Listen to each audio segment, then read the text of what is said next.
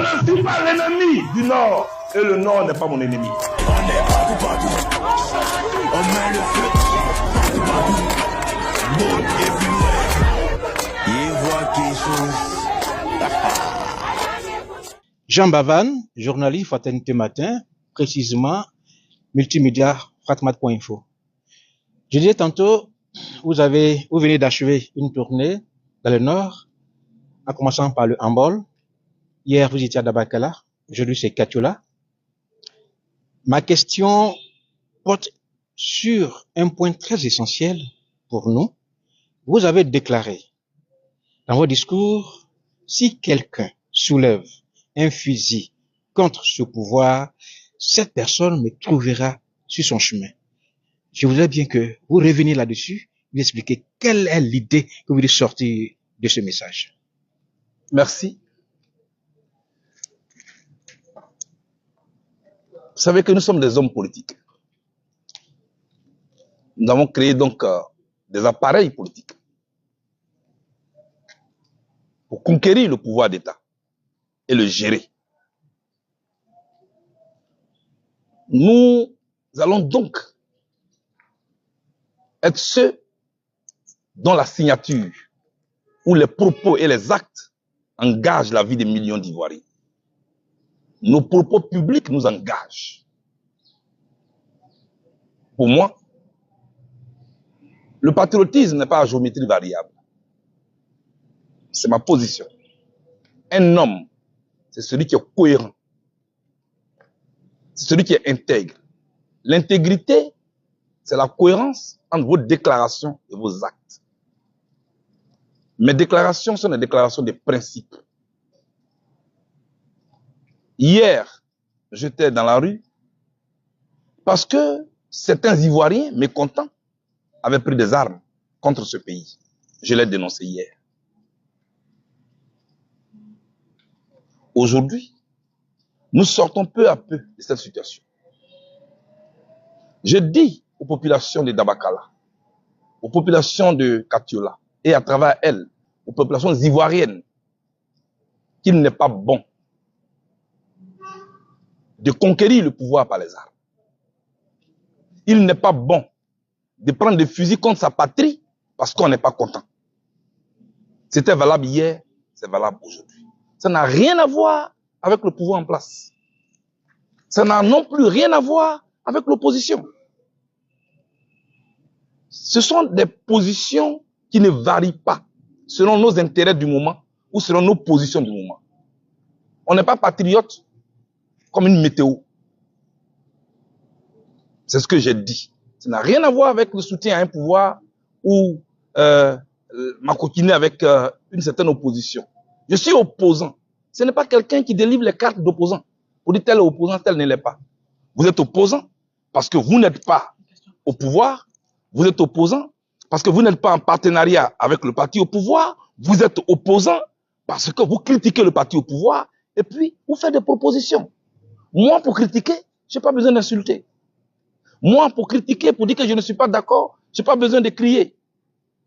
Je dis ce qui n'est pas bon sur la commission électorale indépendante. Je dis ce qui n'est pas bon sur le foncier. Je dis ce qui n'est pas bon sur la CEI. Et puis, on s'assoit pour parler. Cher monsieur, voilà ce que je voulais dire. Je suis Sapel Monet, journaliste reporter d'images à l'Intelligent d'Abidjan et l'Intelligent TV. J'ai une question à vous poser, Monsieur le Président. Le nord de la Côte d'Ivoire est reconnu comme étant le bestillon du RHDP. Est-ce que, avant de venir ici, il vous est arrivé de prendre permission avec le pouvoir en place? Ou aussi dans votre déclaration à Dabakala, vous avez dit que pour tous ceux qui se lèveront contre ce parti, RHDP, vous lèverez également contre eux. Est-ce un synonyme d'un ralliement au RHDP? D'accord. Je vais commencer par votre dernière question. Peut-être qu'on n'a pas été au même meeting, mais je n'ai jamais dit que qui se lèverait contre le RHDP, je me dresserais. Moi, je n'ai jamais dit ça. J'ai dit celui qui prend des fusils contre la Côte d'Ivoire. Voilà.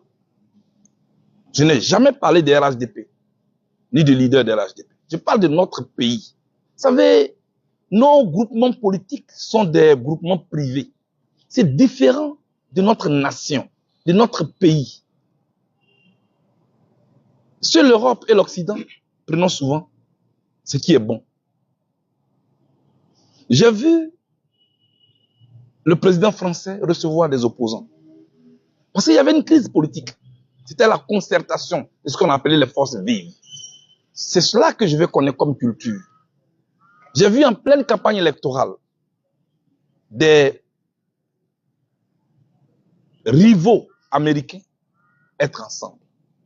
Vous savez, tout récemment, quand, à l'occasion de l'investiture de Donald Trump, vous saviez, tous les anciens présidents américains qui sont en vie étaient là. Eux tous, en train de se taquiner. Ça encore, c'est loin.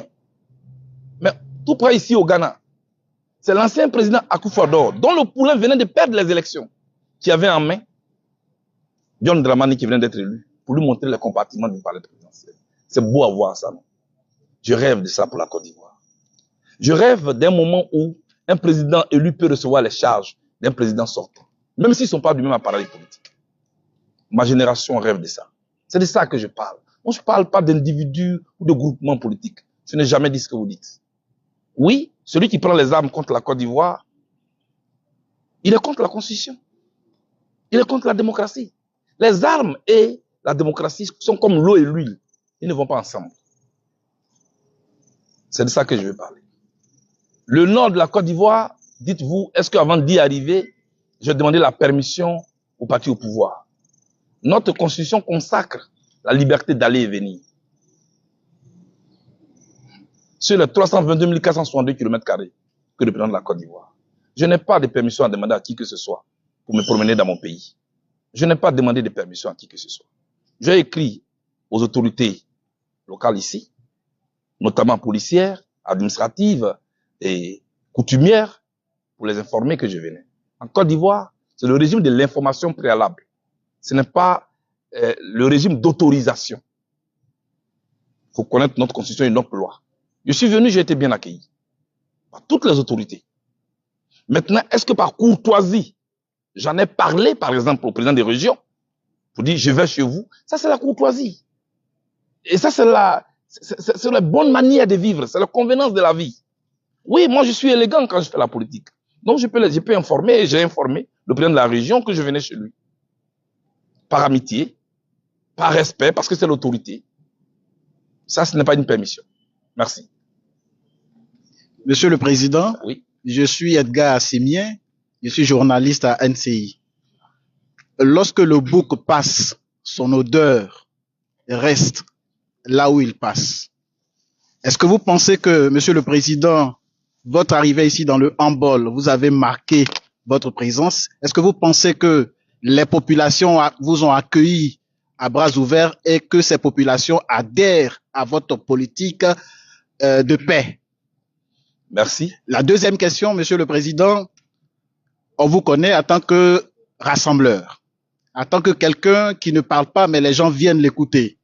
Mais vu les différentes mobilisations partout où nous sommes passés, est-ce que vous pensez que vos chargés de marketing politique auprès des communautés ont pu relever ce grand défi de mobilisation? Merci. Je viens de terminer ma mission, ma tournée dans le handball, qui est la porte d'entrée du nord de la Côte d'Ivoire. Une région de notre pays où je n'avais jamais mis les pieds depuis plus de 18 ans.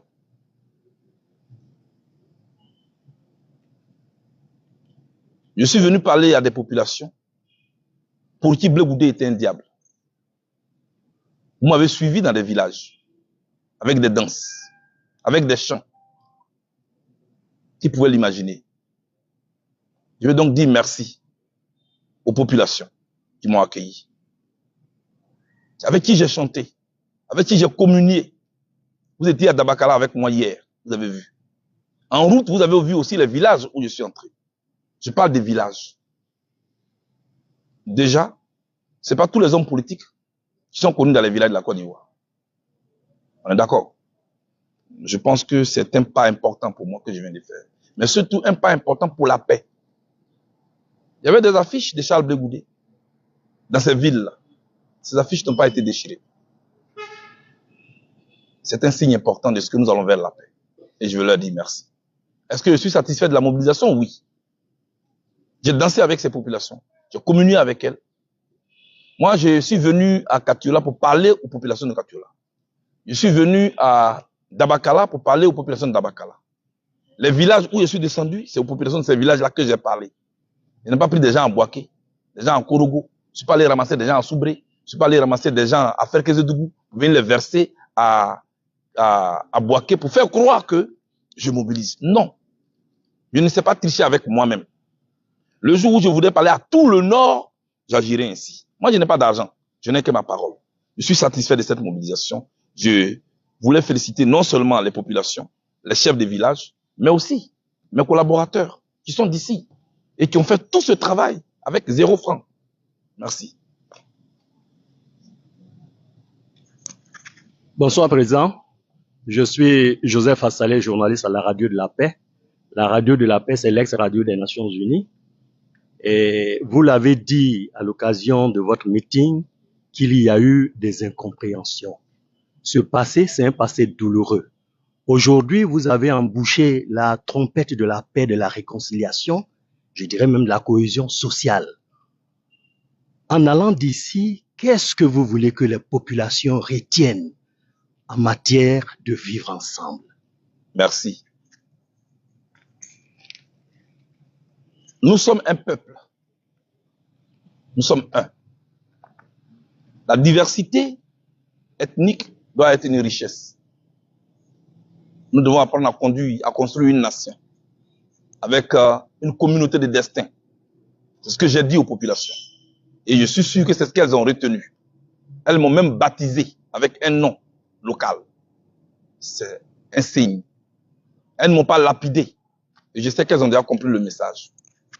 J'ai dit aux populations d'apprendre à mettre en compétition les hommes politiques. Pour ne pas que certains hommes politiques les prennent pour acquis.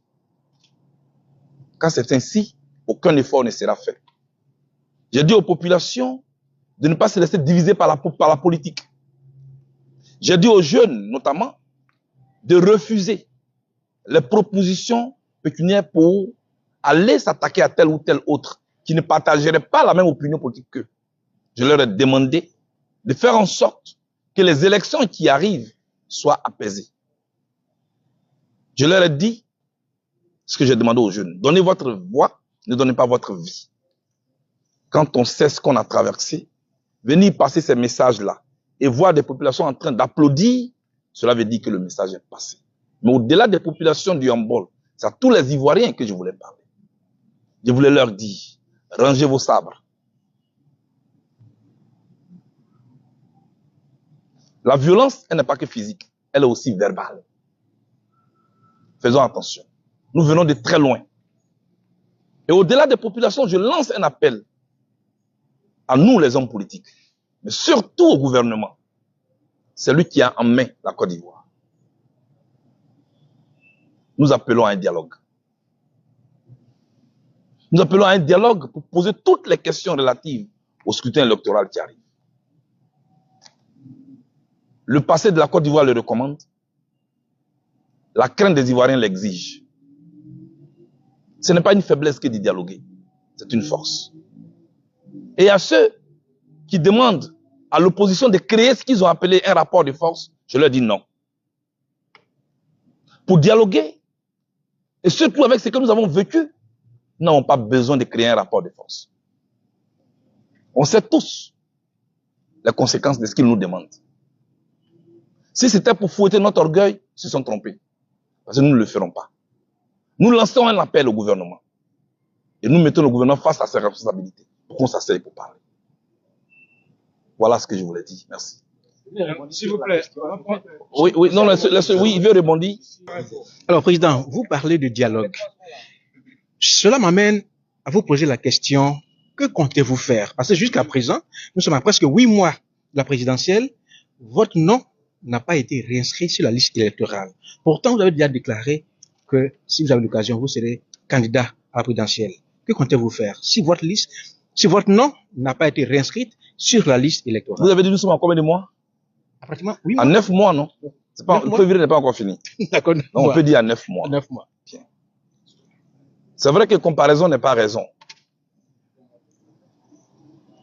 Comparaison n'est pas raison. Je vais simplement vous ramener au Sénégal. L'actuel premier ministre du Sénégal, Ousmane Sonko, et le président sénégalais, Diomaye Faye, les deux étaient en prison. Les deux avaient leur nom rayé de la liste électorale. Vous parlez de 9 mois. Leur nom a été inscrit sur la liste électorale au Sénégal à 10 jours des élections. Ils ont été libérés à 10 jours des élections. Le nom de Ousmane Sonko n'a pas été mis sur la liste. Il n'a pas tout ramené à lui. Il a désigné quelqu'un d'autre, qui est son compagnon de lutte. Au moment où je vous parle, ceux qui hier, avec Kayassé, le 16 février 2023, la voiture de Ousmane Sonko, aujourd'hui, craque devant Ousmane Sonko. Parce que c'est leur premier ministre. Ceux qui hier étaient allés enchaîner, menotter Diomaye Faye au bureau des impôts, à Dakar, et Mani Militari l'ont amené en prison. Ceux-là l'appellent aujourd'hui Excellence. Tout est dynamique. J'ai espoir. Même si la Côte d'Ivoire n'est pas le Sénégal, la Côte d'Ivoire ne fera certainement pas exception. Donald Trump, 36 procès contre lui. Toutes les stars que vous connaissez aux États-Unis contre lui. Au moment où je vous parle, il est le président des États-Unis d'Amérique. C'est ça la politique. Tout est dynamique. C'est pourquoi il ne faut pas écraser les plus petits. Parce que le petit d'aujourd'hui peut être le grand de demain. Et vice versa. Voilà ce que je veux dire. Okay. Naota Kone, journaliste à Soir Info. Alors, Monsieur le Président, vous et le COGEP que vous dirigez, êtes réputé, du moins du point de vue idéologique, pour être farouchement opposé à la politique RHDP. Et ces derniers temps, finalement, vous avez entrepris cette mission que vous avez eu l'honneur de mener dans la région du Hambourg. Cette mission semble, n'est-ce pas, faire l'adhésion du RHDP. Que répondez-vous aux personnes qui disent que vous faites le lit du RHDP aux échéances prochaines? Ça, c'est en un. Et en deux, je voudrais savoir ce que vous et le COGEP vous projetez faire après, n'est-ce pas, cette mission. Alors, moi, je suis en tournée de paix. Cette décision d'être une aiguille pour recoudre ce qui a été déchiré est une décision que mon parti m'a confiée. Si le RHDP y adhère, alléluia. Mon souhait, c'est que les autres partis aussi y adhèrent. Parce que sans la paix, on ne peut rien faire. Quand je faisais la caravane de la paix, dans les années 2000, on disait que je le faisais pour le président Gbagbo. Aujourd'hui, j'ai fait encore la même tournée de paix, on dit que je le fais pour le président Ouattara. Quand est-ce que nous allons comprendre que la paix est une denrée à nous tous? Voilà ce que je suis. Est-ce que je roule pour le parti au pouvoir? Je vous rappelle que nous étions 4 à faire l'objet d'un mandat d'arrêt de la CPI. Le président Gbagbo, l'ex-première dame Simone Gbagbo, le général de Gaulle et moi-même Charles Blé Goudé. Le président Gbagbo est gracié. Le général de Gaulle est gracié. L'ex-première dame Simone Gbagbo est amnistiée. Moi, Blé Goudé, je ne suis ni amnistié, ni gracié. Les 3 personnalités dont je viens de parler ont leur compte dégelé, y compris toutes les personnalités pro-Gbagbo, sauf Charles Blé Goudé, dont le compte est jusqu'aujourd'hui gelé. Même mon assistante, qui n'est pas politique, son compte est encore gelé. Est-ce qu'il y a une logique de dire qu'une telle personnalité, qui est privée de tout, est un partenaire de pouvoir? Un partenaire ne le maltraite pas. Un partenaire, on ne le prive pas de ses droits. Je laisse donc mes adversaires dire ce qu'ils ont envie de dire, mais je ne serai pas celui qui pense que je suis. Je suis un apôtre de la paix. Je vais diriger la Côte d'Ivoire demain, je ne l'ai jamais caché. Et donc, au nom de ma génération, je suis en train de faire en sorte que ceux qui sont au pouvoir, et ceux qui ont déjà dirigé aussi, ne nous lègue pas un pays déchiré. Un enfant que vous allez mettre sur votre poitrine, il faut éviter de le jeter dans la boue. Sinon, le jour où vous le prenez, il va vous salir. Comme je vais diriger la Côte d'Ivoire demain, j'ai intérêt à la nettoyer. C'est ce que je suis en train de faire. Merci. Oui. Bonjour, Président. Je suis Kelly Kwasi de l'Infodrome. L'Infodrome. Ouais. En fait, Président, vous venez aujourd'hui dans la région du Hambol, la porte d'entrée du nord de la Côte d'Ivoire, une zone réputée hostile à tous les partis d'opposition. Et quand Charles Bégoudou arrive, on l'accueille les bras ouverts. Est-ce un signal qui est lancé aux autres partis de l'opposition il faut les reconnaître, refuse de s'investir dans le Nord. Voilà. Okay. Et puis aussi, j'aimerais aussi que vous nous dites un mot sur la révision de la liste électorale que toute opposition appelle de tous ces deux. Merci. Alors, moi, je ne parlerai pas des autres partis de l'opposition. Je suis à la tête du COGEP. Nous avons décidé de faire le tour de toute la Côte d'Ivoire. Dès que je suis arrivé, que je faisais le tour des autres régions, on me disait toujours sur ma page Facebook, « Oh, mais vous allez quand au nord? Vous avez peur du nord, vous n'allez jamais au nord. Vous tournez que dans le sud de la Côte d'Ivoire. » Moi, je n'avais pas à répondre. Moi, je réponds toujours par les actes. Et je veux que tout le monde retienne dans ce pays. Moi, je ne fais pas la politique pour les autres. Je ne suis pas une échelle sur laquelle les autres vont grimper pour devenir ce qu'ils veulent. J'ai mon propre agenda que mon parti m'a donné. C'est au nom de cet agenda-là que nous fonctionnons. Nous avions prévu de venir dans le Hambol. Nous sommes venus dans le Hambol. D'ici, nous allons programmer aussi Korogo et les autres villes du Nord.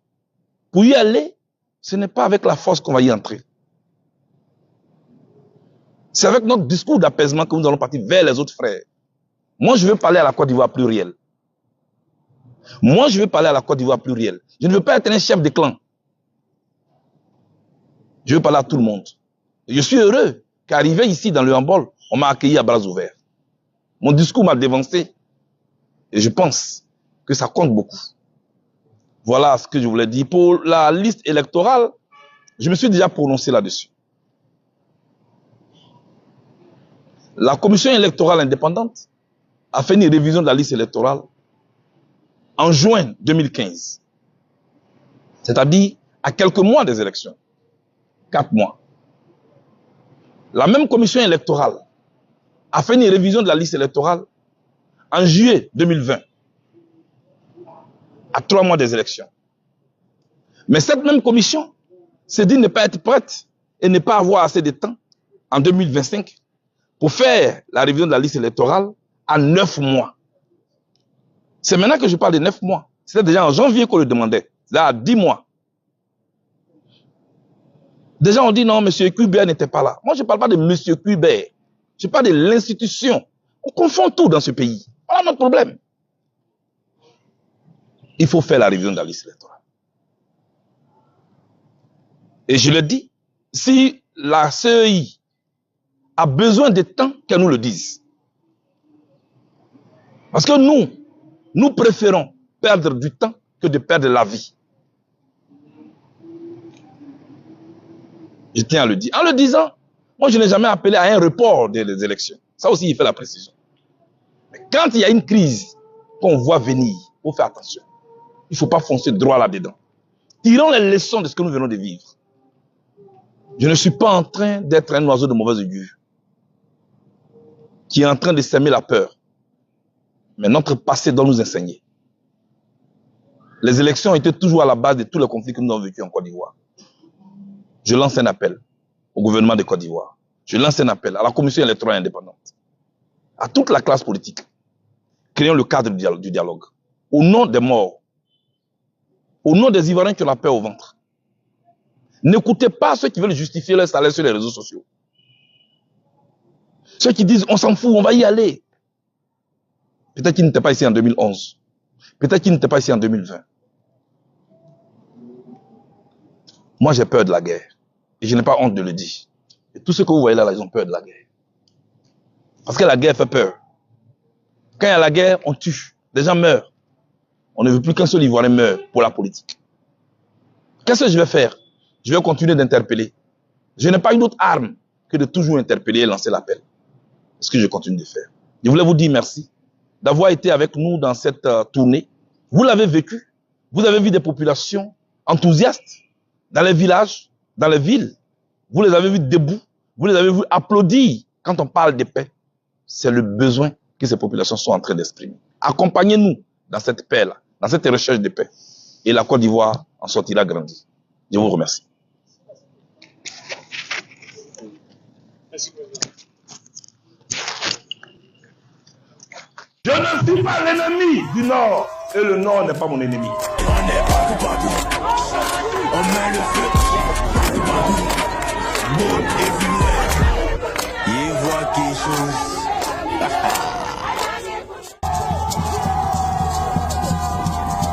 Rejoignez-nous au projet